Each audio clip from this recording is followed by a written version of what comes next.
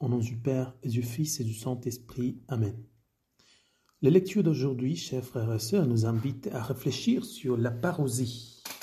La parousie est un mot qui intrigue quand on ne connaît pas le sens et qui peut faire peur quand on le connaît.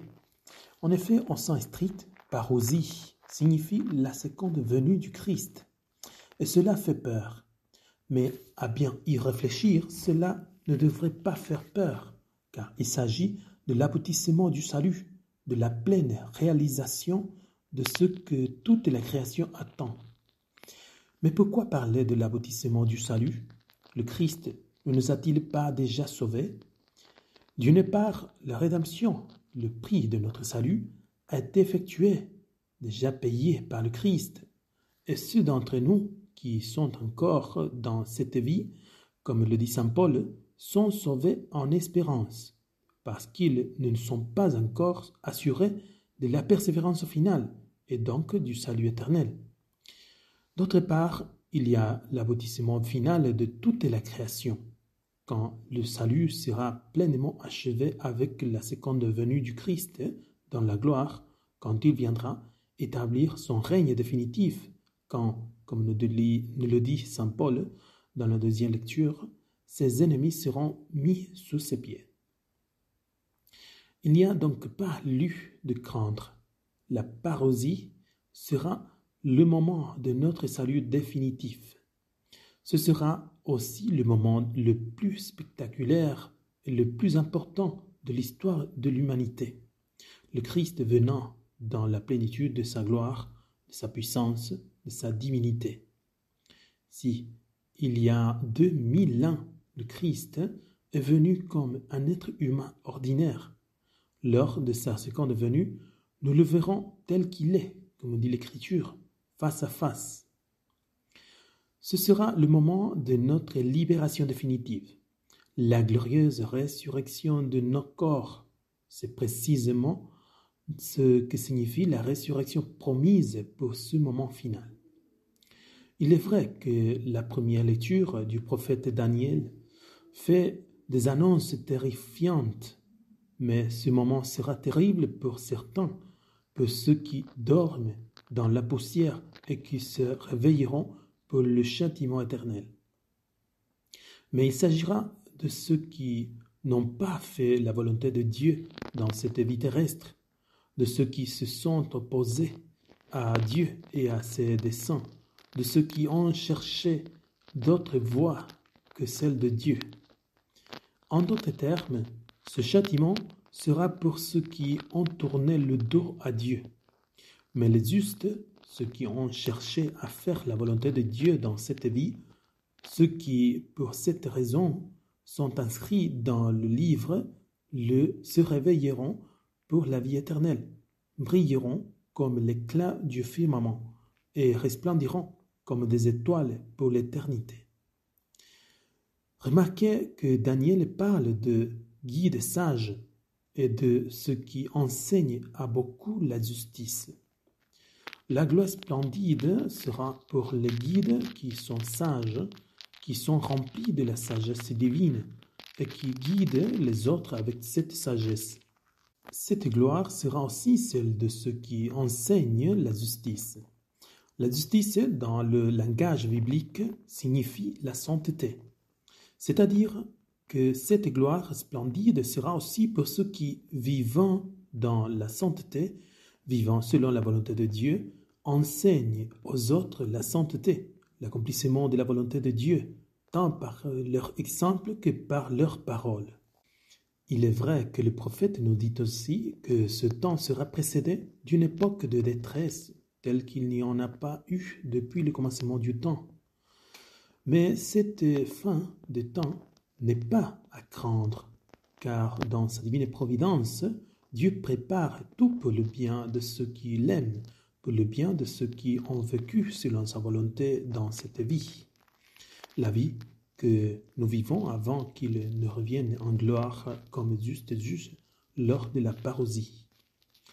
Par conséquent, les épreuves et les souffrances de cette étape seront le dernier appel, la dernière occasion de conversion pour ceux qui sont en état de péché et qui décident enfin de ne pas continuer à tourner le dos à Dieu. Ce sera aussi la dernière occasion d'expiation pour ceux qui, tout en marchant dans la volonté de Dieu, ont besoin de cette étape de purification pour voir Dieu face à face. En effet, heureux les cœurs purs, car ils verront Dieu. Et se référant à l'entrée de la Jérusalem céleste, l'Apocalypse nous dit « Rien de souillé n'y entrera. Heureux ceux qui lavent leurs robes, les portes de la cité leur seront ouvertes. » En ce sens, cette étape de souffrance est donc le fruit de l'infinie miséricorde de Dieu qui veut que tous ses enfants soient sauvés et jouissent éternellement avec lui de la gloire du ciel qu'il a préparée pour nous de toute éternité.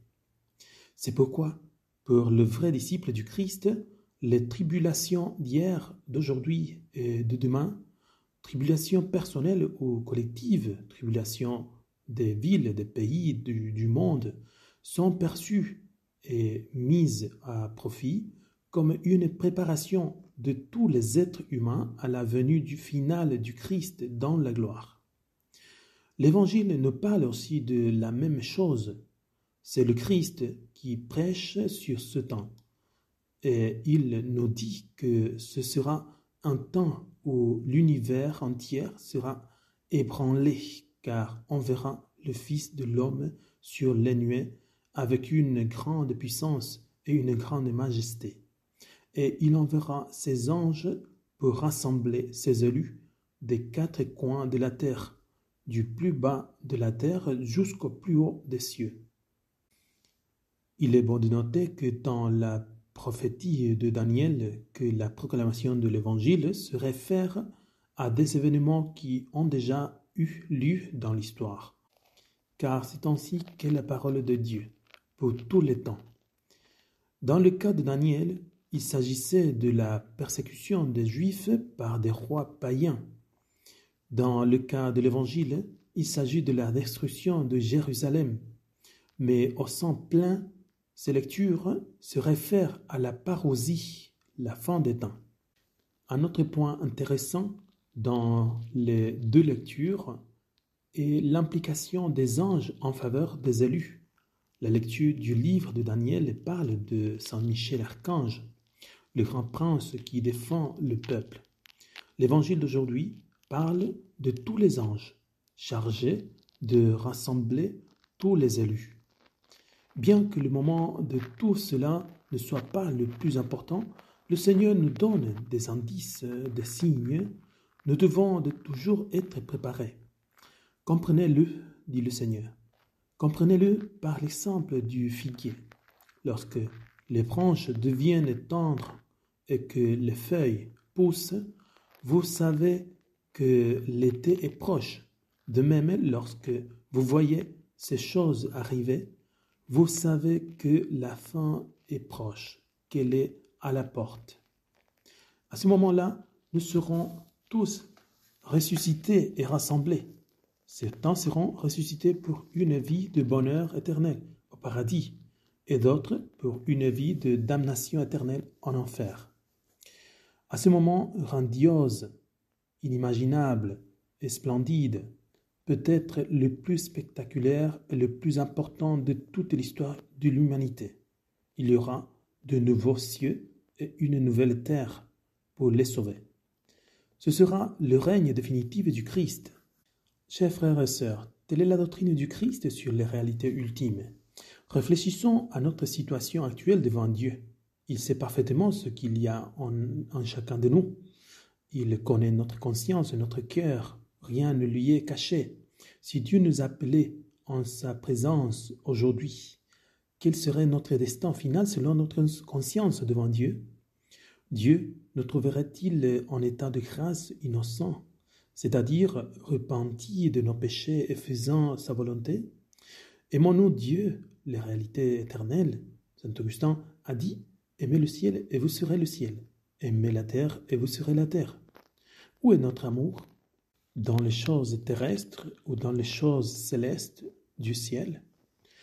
Implorons avec la Vierge Marie, notre Mère, viens Seigneur Jésus, et au moment de sa venue, qu'il nous trouve en train de veiller et de prier, comme il a dit lui-même qu'il voulait nous trouver. Au nom du Père, et du Fils, et du Saint-Esprit. Amen.